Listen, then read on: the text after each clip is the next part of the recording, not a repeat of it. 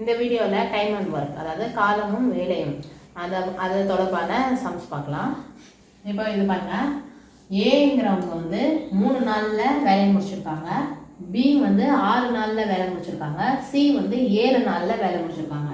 இவங்க 3 பேருமே சேர்ந்து செஞ்சா எத்தனை நாளில் வேலை முடிப்பாங்க அப்படின்னு சொல்லி கேட்குறாங்க. அப்போ ஏ வந்து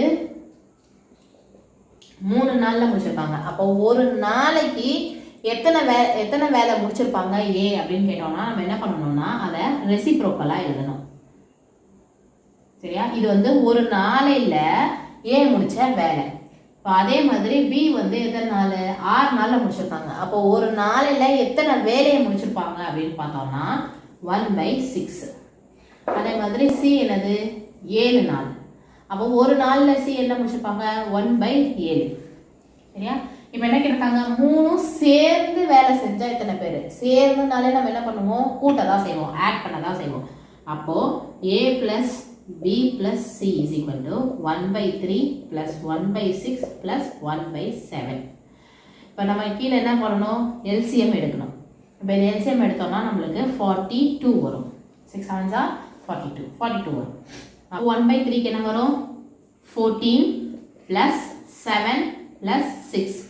இப்போ இதை ஃபுல்லாக ஆட் பண்ணோம்னா 27 divided by 42.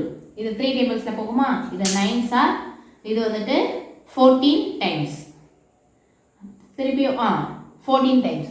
இப்போ என்ன பண்ணணும்னா 9/14. இது என்னது? ஏ பி சி 3 பேருமே ஒரு நாளையில் 9/14 வேலையை முடிச்சிருக்காங்க. அப்போ எத்தனை நாள்? இதை வந்து நம்ம ரெசிப்ரோக்கலாக மாற்றிட்டோம்னா அத்தனை நாளில் தான் முடிச்சிருக்காங்கன்னு அர்த்தம். அப்போது இதை ரெசிப்ரோக்கலாக மாற்றினோம்னா 14/9 டேஸ், அதாவது நாட்கள்.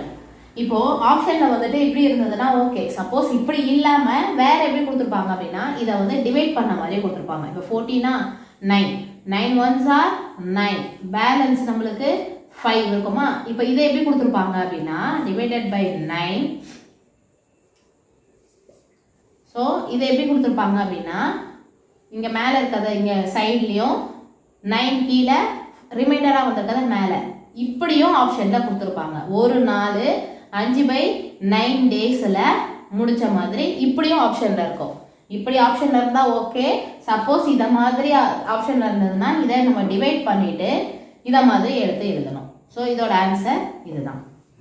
இப்போ வந்து எல்சிஎம் வந்து 42 சொன்னோம்னா எல்சிஎம் தான் மீசிஎம் கண்டுபிடிப்போம்ல, அதுதான். அது எப்படி கண்டுபிடிக்கணும் அப்படின்னா இப்போ கீழே இருக்க நம்பர்லாம் பாருங்கள், 3 6 7. இந்த 3மே ஒரே டேபிளில் போகுமா? போகாது, ஒரே வாய்ப்பாடில் போகாது. இப்போ இந்த 2ம் ஒரே வாய்ப்பாடில் போகும். என்ன வாய்ப்பாடு? 3ல. கரெக்டாக? அப்போ 3 1s are 3 2s are, இது 7 தான்.